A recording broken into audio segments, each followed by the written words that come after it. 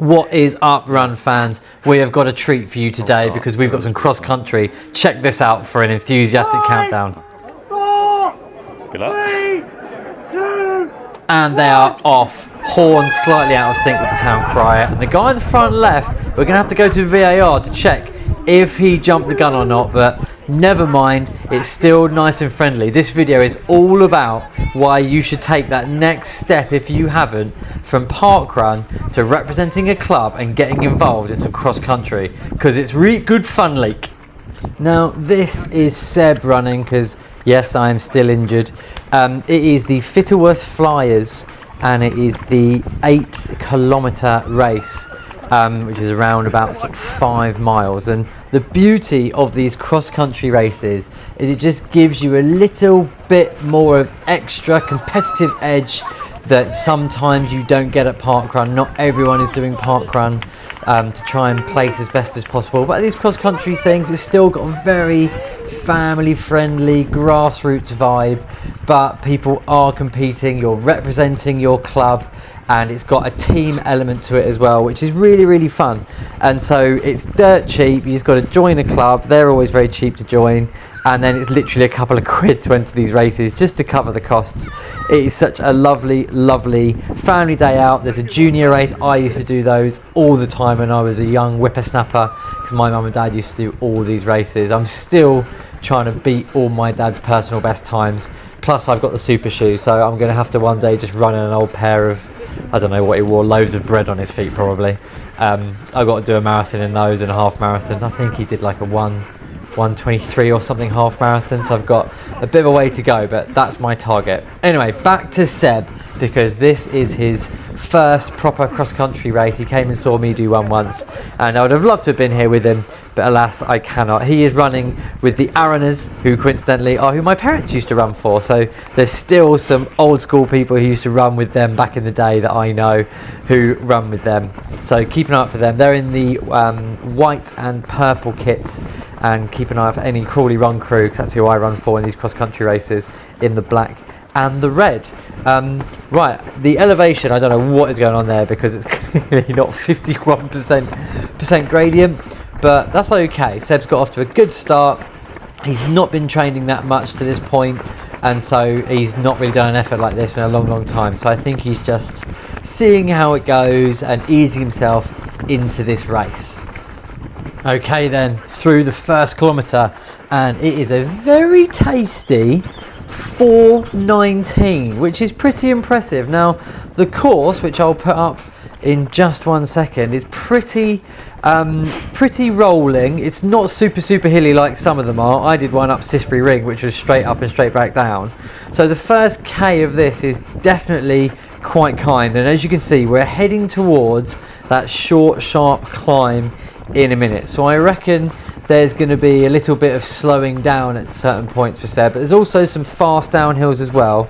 And if I know anything about Seb, is that he loves to go downhill fast. Normally it's on 2 wheels, but on his long gangly legs, I'm sure he can also take himself at a pretty fast pace too. As we're hitting that climb now. I've just realised that 55 is not 55%. That is the total elevation. It's because I gave Seb my camera and he's done all the overlays and stuff, so it's slightly different to mine. He's got the watermark in the bottom right hand corner. Absolute rookie error from the guy, but I can only say thank you, because it is an absolute fafter in these clips, as I'm sure anyone that makes them will appreciate. So the slope is on the top right. We've got 8%. That's a bit more accurate. That's what we like to see. So straight away we're hitting that harder climb now, and we're at 5:20 pace. But Seb is picking people off. Luminous hat and red vest man with the underlay. He does not care about colour coordination. He's just chucking it all on. We like that. Hopefully Seb's going to get past him and start to take some places. I don't think he's too far back, to be fair. From that starting point, not many people got past, and I rate him because he put himself right at the front as we go down this steeper climb now, as you can see from everyone's quads trying not to snap in half. Minus 16%. Seb, look at the pace. Oh my goodness, down to 3:23. Are we going to break 3? 3:12. 3:11, like I said, those long legs, like the Iron Giant loping across this Thacum cross-country course. as he's going through. He's made up about 8, 9, 10 places. We absolutely love to see it. We're still going downhill, and that pace is still well below that 4-minute mark. Could this be a super quick time for Seb? Let's look on and find out. It's a pretty dry day by the looks of things as this fantastic runner comes past. Here comes Claire in the vest, the shorts and the gloves. The original gangster cross-country look. I absolutely am here for it. Right, we're going towards the 2nd kilometre now. Let's find out what Seb has managed. It is a 4:27, which is pretty good considering there was that big hill in it, but there was also the really fast downhill as Seb is picking up the pace. You can see Claire in the distance absolutely taking names as Seb goes past a few of the Personify runners. This lady I recognise from Tilgate, who gives the super loud shout outs. She's an absolute local legend as well. As you can see, it's pretty dry. Normally cross country is sometimes nice and muddy. If you like to get muddy, that is absolutely the place for you, but certainly through the summer months it dries out and is much more sort of beginner friendly. If it's your first foray into cross country, you don't want to be doing one up a really steep climb and also in deep mud, as Multicolour Man comes back through with a very easy running style, making it look effortless. Oh, Seb's he's losing places. It's not looking good. We're 2 kilometres in. Come on, Seb. Oh my goodness, it's an absolute oh my god, what is going on here? You can't let another person through, surely. Oh no, I can see an arm. Oh man, the teammates are coming through. The Worthing Gazelles are absolutely, Seb is the gazelle, they are the lions right now. He's got to try and pick up some of this pace. I think he went for it a bit too much on that downhill. He was hitting 3:11 pace, and even if you're going downhill, that's still quite a heavy effort. If you go past the marshal with Seb saying thanks to them, hopefully that's going to give him a bit more effort. We're on single track. This is where Seb absolutely thrives on his bike. Come on, mate, we can keep going. This is looking like a very steep hill. We're at 14%.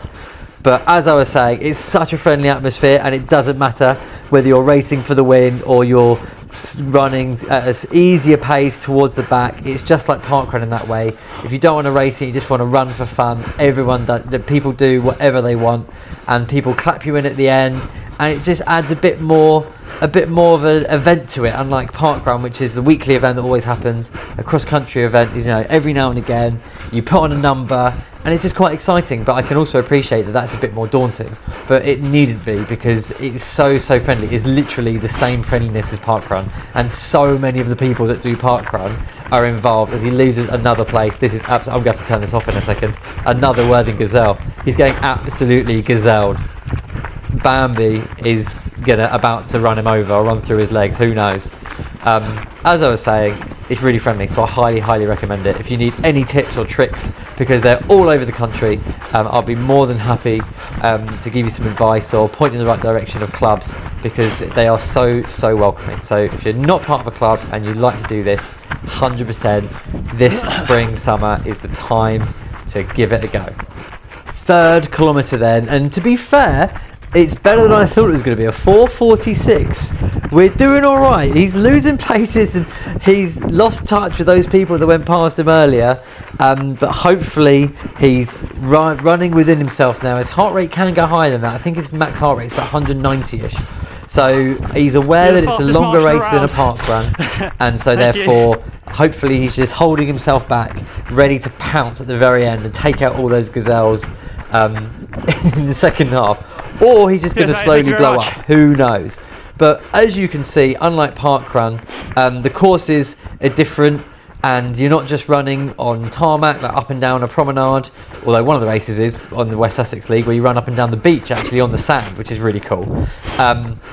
But this one in particular is round sort of country lanes and through fields and paths, and it's a very different thing to do. So yeah, great for fitness, great to be part of the team and turn up with everyone else, and everyone supports you. You're all wearing the same vest as part of your club, and you're earning points for your club, and points go all the way down to the last finisher. So there's always something to race for. So whether you're racing for first or for 350th, the difference between 349th and 350th is worth racing for. So it's really exciting and really fun to do.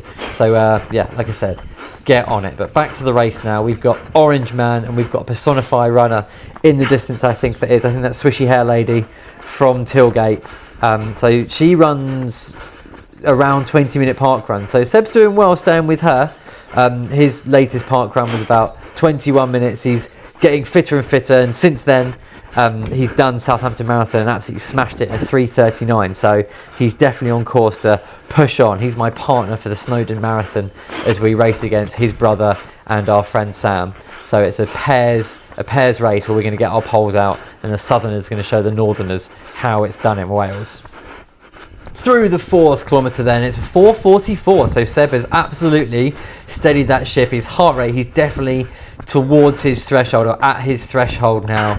When we did Chichester 10k, which is probably the closest distance to this race that I've run with him, I think he ran like a 41 something, so he was going really well in that, and hopefully he's going to be able to hold this pace and finish stronger and catch some of these people. The Personify Lady is just up ahead as we go through this narrow path.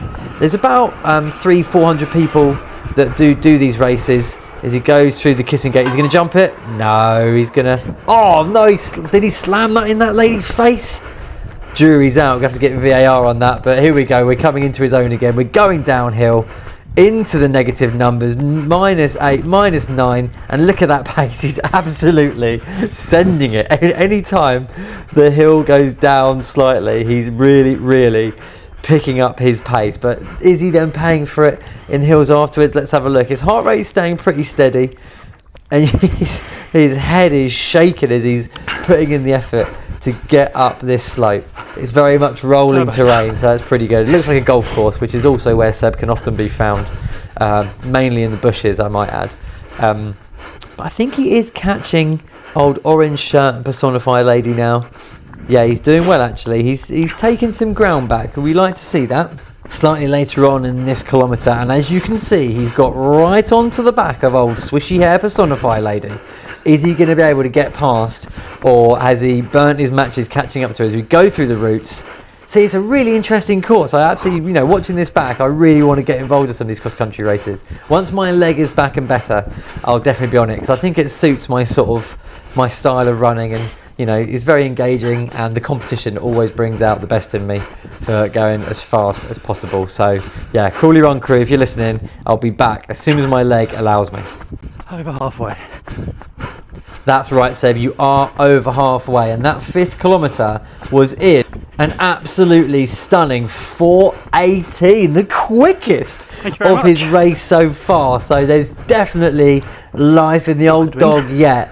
He's picking up that pace, but Personify Lady is keeping him honest, because she has snuck out a bit of a gap yet again. But I can see Seb's already step by step trying to drag her back in. We haven't got any backwards cameras or rear view mirrors to see who else is there, but I can bet you there's a load of people breathing down his neck, just waiting for him to slow to make the pass. So he's got to keep pushing on. Come on, Seb! Seb is clearly not the only one feeling strong though, as old green vest come through. I'm really sorry, I don't know which club that is. I think that might be Fittleworth. Oh, I'm not sure. I feel really bad. Sorry guys. But one comes through, and then look. Oh my god, they're like buses. Teammates working together, the old 1-2. That's got to be demoralising. Is this going to slow Seb down, or is he going to try and follow? It looks like there's a bit of a response from the tall man. He's checking behind himself. That's not going to help you, mate. Keep looking forward, my friend. Push on. Use the Personify Lady. Is she going to get demoralised by being overtaken? That's quite the surge from the two gentlemen in the green vest there. How are the runners going to respond to this as we go through a narrow part? Is it muddy? Across the road. Past the marshal. Thanks, Marshall. Right, come on, Seb. Let's use those road legs. Let's pick up that pace. There's a white top who looks to be fading. I haven't seen him yet. So maybe he's fading and Seb can get some morale back by taking over him. Through the 6th kilometre then in a 4:37, so he's staying very consistent, and he's very consistently the same distance from this lady the entire time. Now I've got some sad news. This was Seb's first time using the camera, and I think the battery wasn't fully charged because he did some filming beforehand. Not his fault. So the 7th kilometre he did in 4:32 because the battery very sadly died. So we're missing the last 3 kilometres. But I think the race pretty much stayed exactly the same. He didn't catch anyone else. He didn't get overtaken. And the 8th kilometre in a 5:22. Can't come in. The 9th K was a 4:56. Thank you ever so much. And then after he thanks the marshals, sadly he didn't get any mega boost because Possibly he then wanted to go. came in at No the one very knows. end with a 42:35 total time and 58th place, which I think is an absolutely commendable and awesome effort. A massive, massive well done, Seb, and a massive thank you for getting this footage when I'm injured because of stupid stuff that I've done. He's helping the channel, still put out some content. Hopefully this has been of some interest to you. And if you are someone that's never done cross country before, hopefully it's shown you that it's a nice, welcoming want trail. environment. It's good Road fun. trees, And yeah, I highly, highly recommend you get involved. Right, over to Seb then for the don't want final trail. thoughts Road of trees, how we got on with the race and his discrepancy with the distance. Cheers. What is this? Does it stick there? Oh, it does. Look at that magic. Right, so I've just done the Fittleworth Flyers, 5 mile, West Sussex Fun Run fun run. Not really class of race, is it? Probably. They lied basically. They added on an extra mile at the end, so I was all prepared. I say prepared. I was all ready to go with an 8k effort, and then it turned to be 9.5. So the camera didn't quite last the whole time. You only got to mile 7, kilometre 7, so you didn't see my explosion. And that last mile was tough, really, really tough. But got finished. I don't know if Sam wanted me to do this, but I'll leave you some words of inspiration.